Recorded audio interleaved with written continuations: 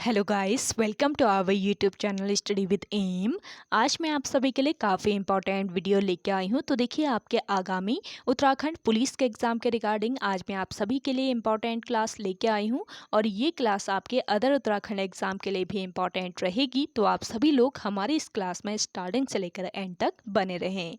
तो चलिए आज की इस क्लास को हम स्टार्ट करते हैं। स्टार्ट करने से पहले जिन लोगों ने अभी तक हमारे YouTube channel study with M को सब्सक्राइब नहीं किया है वो सब्सक्राइब कर लें। साथ ही साथ बगल में जो बेल आइकन दिख रहा है इसे भी प्रेस कर लें ताकि हम कोई भी वीडियो डालते हैं तो उसका नोटिफिकेशन आपके पास जल्द से जल्द पहुंच जाए।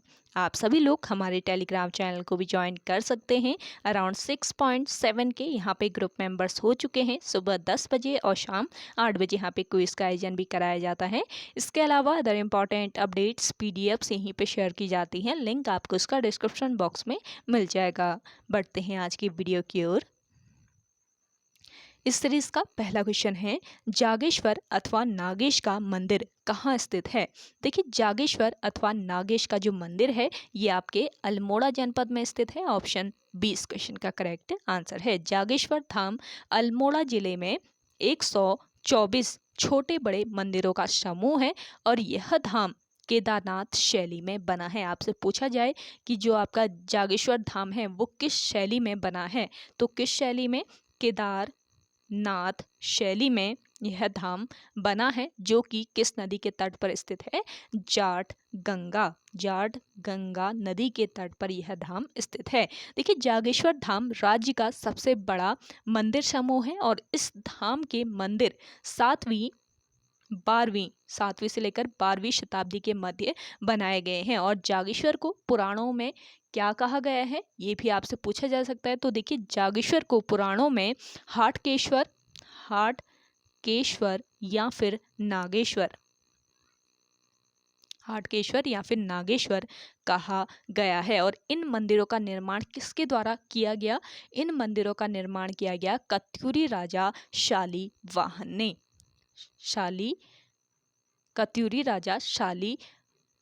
ने इन मंदिरों का निर्माण कराया था। तो इम्पॉर्टेंट पॉइंट है, हो सके तो इन पॉइंट्स को आप नोट डाउन कर लीजिएगा।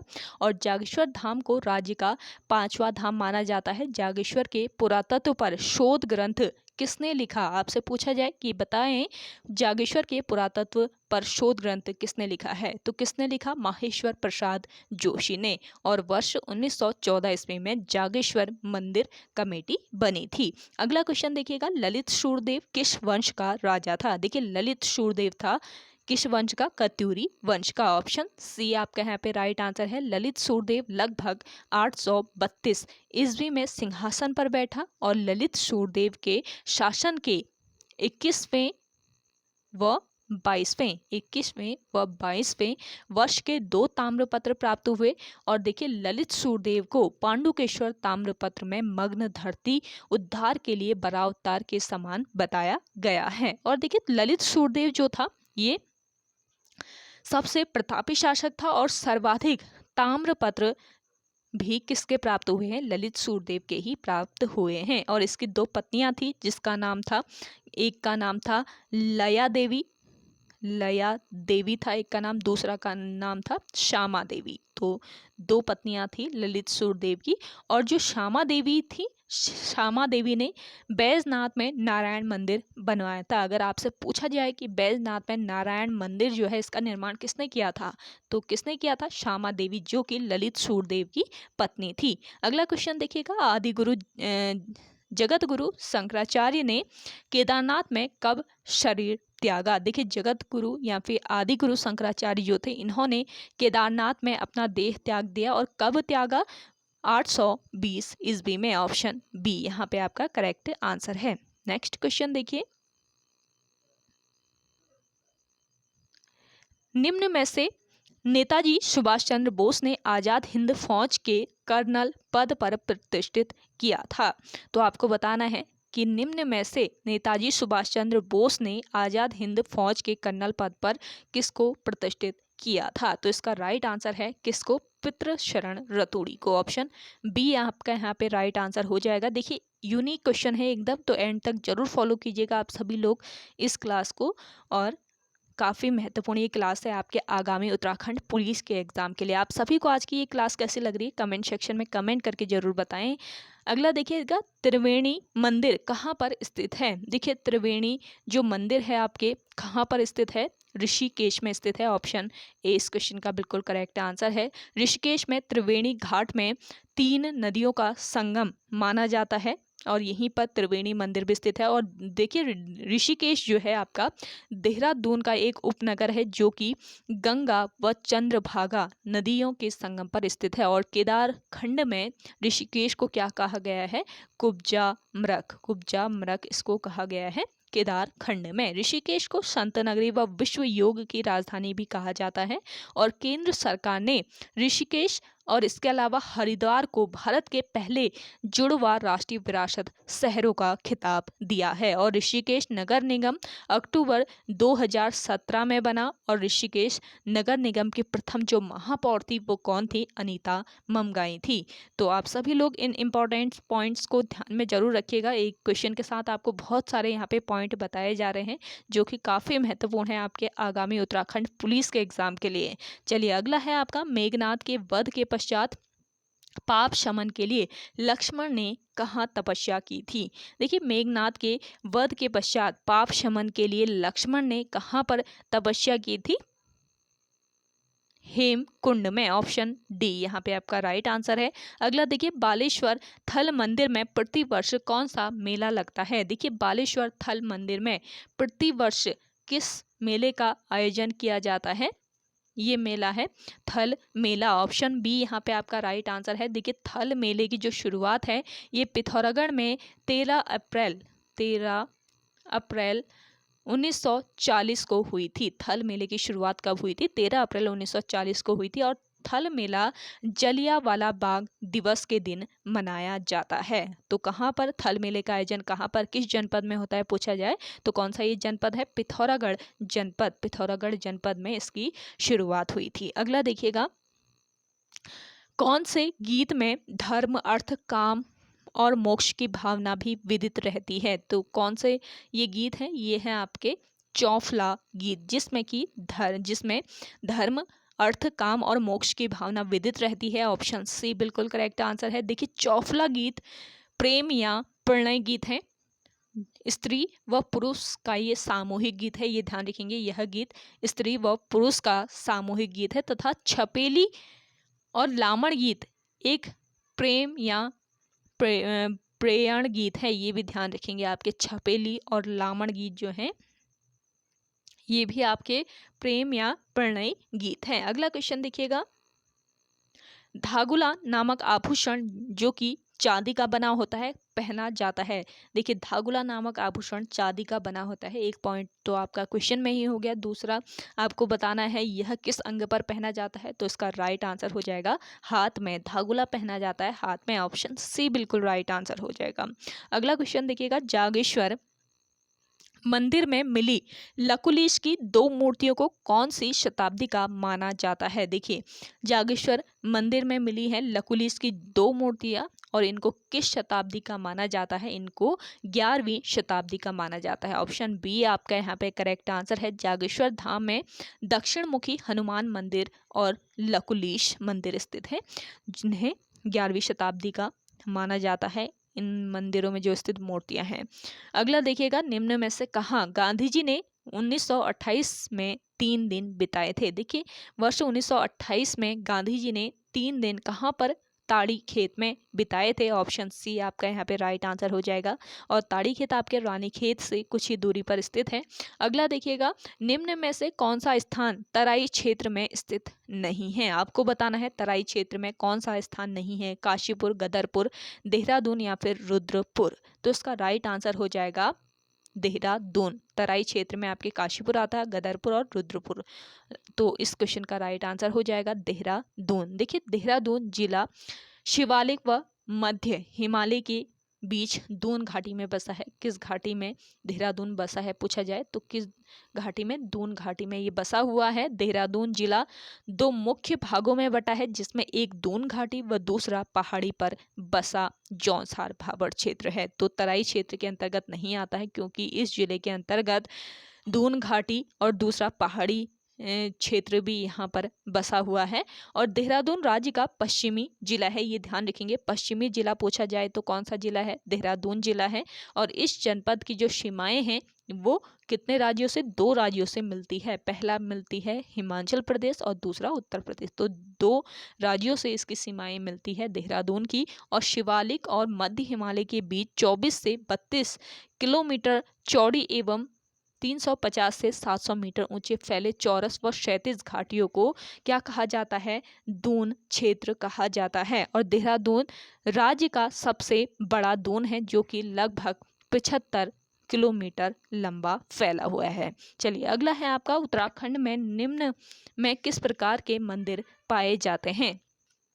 तो आपको बताना है उत्तराखंड में किस प्रकार के मंदिर पाए जाते हैं। जिन लोगों को आंसर आ रहा है आप सभी लोग अपना आंसर कीजिए कमेंट सेक्शन में। आज की ये सीरीज़ आप सभी को पसंद आ रही है लाइक कर लीजिए। जिन लोगों ने अभी भी हमारे YouTube channel study with M को सब्सक्राइब नहीं किया है वे लोग ज़रूर सब्सक्राइब कीजिएगा। और इस सीरीज़ को ज़्यादा से ज़्यादा आप सभी लोगों को शेयर करना है अपने दोस्तों के साथ, अपने व्हाट्सअप ग्रुप्स में। देखिए स्टडी विद एम के द्वारा आपको डेली यहाँ पे क्लासेस प्रोवाइड की जा रही हैं। तो आप सभी लोगों से इतना ही रिक्वेस्ट करती हूँ कि ज़्यादा से ज़्यादा आप सभी लोग इन क्लासेस को शेयर कीजिएगा। तो देखिए उत्तराखंड में पाए जाते हैं चपटी छत वाले मंदिर, नागर शैली के मंदिर, कत्यूरी शिखर वाले मंदिर। सभी प्रकार के मंदिर उत्तराखंड राज्य में पाए जाते हैं। तो उपयुक्त सभी, ऑप्शन डी यहाँ पे आपका बिल्कुल करेक्ट आंसर है। अगला देखिए, बुजनी नामक आभूषण पहना जाता है। देखिए बुजनी नामक जो आभूषण है ये आपके कहाँ पर? कान में पहना जाता है। ऑप्शन बी बिल्कुल करेक्ट आंसर हो जाएगा। नेक्स्ट क्वेश्चन देखिएगा, पटरंग पुराना उपन्यास के उपन्यासकार कौन है? आपको बताना है पटरंग पुराना उपन्यासकार की उपन्यास की उपन्यासकार कौन है? तो इसका राइट आंसर हो जाएगा मृणाल पांडे। पटरंग पुराना ये उपन्यास है किसका? मृणाल पांडे का। ऑप्शन सी बिल्कुल राइट आंसर है। देखिए मृणाल पांडे की अगर जन्म की बात करें हम तो कहाँ पर इनका जन्म हुआ? मध्य प्रदेश राज्य में इनका जन्म हुआ। मध्य प्रदेश राज्य के टीकमगढ़ में 26 फरवरी 1946 को इनका जन्म हुआ। और मृणाल पांडे एक पत्रकार, लेखक एवं भारतीय टेलीविज़न की जानी मानी हस्ती हैं। और अगस्त 2009 तक वह अगस्त 2009 तक ये हिंदी दैनिक हिंदुस्तान की संपादिका थी। ये ध्यान रखेंगे, वर्ष 2009 तक ये हिंदी दैनिक हिंदुस्तान की संपादिका थी। और वे हिंदुस्तान टाइम्स के हिंदी प्रकाशन समूह की सदस्य भी थी। और इसके अलावा ये लोकसभा चैनल के साप्ताहिक साक्षात्कार कार्यक्रम का संचालन भी करती हैं। और प्रमुख रचनाएं पूछी जाती हैं आपसे तो देखिए, यानी कि एक बात थी, इसके अलावा बचूली चौकीदारिन, और इसके अलावा दरमियान, शब्दवेदी, एक नीच ट्रेजेडी, इनके कुछ प्रमुख रचनाएं हैं। और उपन्यासों की बात करें तो विरुद्ध, इसके अलावा अपनी गवाही, पटरंग पुराण, देवी, सहेला रे, इसके अलावा रास्तों पर भटकते हुए, ये इनके कुछ उपन्यास हैं। तो हो सके तो नोट डाउन कर लीजिए। अगला देखिए, मैकतोली ग्लेशियर किस जिले में स्थित है? देखिए मोस्ट इंपॉर्टेंट क्वेश्चन है। मैकतोली ग्लेशियर स्थित है आपके कहाँ पर? बागेश्वर में। ऑप्शन डी बिल्कुल करेक्ट आंसर हो जाएगा। अगला देखिएगा, अशोक स्तंभ के नीचे 3 पर्वतों की एक श्रृंखला तथा उसके नीचे गंगा की लहरें किस राज्य के राजकीय चिन्ह हैं? तो देखिए अशोक स्तंभ के नीचे 3 पर्वतों की एक श्रृंखला तथा उसके नीचे गंगा की लहरें, ये किस राज्य के राजकीय चिन्ह है? ये है आपके उत्तराखंड राज्य के। ऑप्शन डी आपका यहाँ पे राइट आंसर हो जाएगा। अगला क्वेश्चन देखिएगा, देखिए राजकीय चिन्ह के बारे में भी आप थोड़े से पॉइंट जान लीजिए क्योंकि काफ़ी महत्वपूर्ण ये क्वेश्चन है। तो देखिए राज्य के जो शासकीय कार्य होते हैं तो राज्य के शासकीय कार्यों में राज्य चिन्ह का प्रयोग किया जाता है। और राजकीय चिन्ह में एक गोलाकार मुद्रा में 3 पर्वत चोटियों को दर्शाया गया है और उसके नीचे गंगा की 4 लहरों को दर्शाया गया है। गंगा की कितनी लहरें हैं पूछा जाए तो 4 लहरों को इसमें दर्शाया गया है। और बीच वाली जो चोटी है उसमें अशोक की लाट को अंकित किया गया है जिसके नीचे सत्यमेव जयते लिखा हुआ है। और सत्यमेव जयते किस कहाँ से लिया गया है ये भी पूछा जा सकता है। तो कहाँ से, सत्यमेव जयते जो है ये मुंडको उपनिषद से लिया गया है। तो राज्य चिन्ह का जो प्रयोग है वो किसके लिए किया जाता है, शासकीय कार्यों में इसका प्रयोग किया जाता है। चलिए अगला है आपका दोन श्री सम्मान किस क्षेत्र में दिया जाता है। दोन श्री सम्मान की बात करें तो ये किस क्षेत्र में दिया जाता है। जिन लोगों को आंसर आ रहा है आप सभी लोग आंसर कीजिएगा। दोन श्री सम्मान किस क्षेत्र में दिया जाता है। तो देखिए दोन श्री सम्मान जो है ये आपके किस क्षेत्र में, पर्यावरण के क्षेत्र में दिया जाता है। ऑप्शन डी बिल्कुल राइट आंसर हो जाएगा। नेक्स्ट देखिएगा, उत्तराखंड में ऑर्डिनेंस फैक्ट्री कहाँ पर स्थित है। देखिए उत्तराखंड राज्य में ऑर्डिनेंस जो फैक्ट्री है ये आपके कहाँ पर स्थित है, देहरादून में स्थित है। ऑप्शन सी बिल्कुल राइट आंसर हो जाएगा। देहरादून के रायपुर में, देहरादून के रायपुर में ऑर्डिनेंस फैक्ट्री स्थित है और ये कब से स्थापित किया गया है, वर्ष 1943 से ये कार्यरत है रायपुर में। लास्ट क्वेश्चन देखिए आज के सेशन का, देखिए भारत खान ब्यूरो कहाँ स्थित है। देखिए भारत खान ब्यूरो की बात करें तो ये आपके कहाँ पर, देहरादून में स्थित है। ऑप्शन बी आपका यहाँ पे राइट आंसर हो जाएगा। भारतीय खनन ब्यूरो भारत का एक बहुअनुशासित सरकारी संगठन है और इसकी स्थापना कब की गई थी, वर्ष 1948 में इसकी स्थापना की गई थी। ब्यूरो खनन विकास मंत्रालय भारत सरकार के अंतर्गत कार्य करता है ये, और इसका मुख्य उद्देश्य कोयला, पेट्रोलियम एवं प्राकृतिक गैस, आणविक खनिज एवं विरल खनिजों के अलावा अन्य खानों में संरक्षण, खनिज संसाधनों के वैज्ञानिक विकास करना है। और इस ब्यूरो का जो मुख्यालय है कहाँ पर स्थित है, नागपुर में, नागपुर में इसका मुख्यालय स्थित है। और देखिए भारतीय खनन ब्यूरो या भारतीय खान ब्यूरो के जो कार्यालय हैं वो कहाँ पर स्थित है, अजमेर में, बेंगलोर में, भुवनेश्वर में, कोलकाता में, चेन्नई में, देहरादून में, गोवा में, गुवाहाटी, गांधीनगर, इसके अलावा हैदराबाद, जबलपुर, रायपुर, रांची और उदयपुर में इसके जो कार्यालय हैं वो अब स्थित है और इसका मुख्यालय है नागपुर, महाराष्ट्र में। तो सभी पॉइंट ध्यान रखेंगे। तो ओके गाइज, आज के इस क्लास में इतना ही। आई होप आपको आज की ये क्लास पसंद आई होगी। आप सभी को आज की ये क्लास पसंद आती है तो इस क्लास को लाइक कीजिएगा, शेयर कीजिए। जिन लोगों ने अभी भी हमारे YouTube channel study with M को सब्सक्राइब नहीं किया है वो सब्सक्राइब कर लीजिएगा।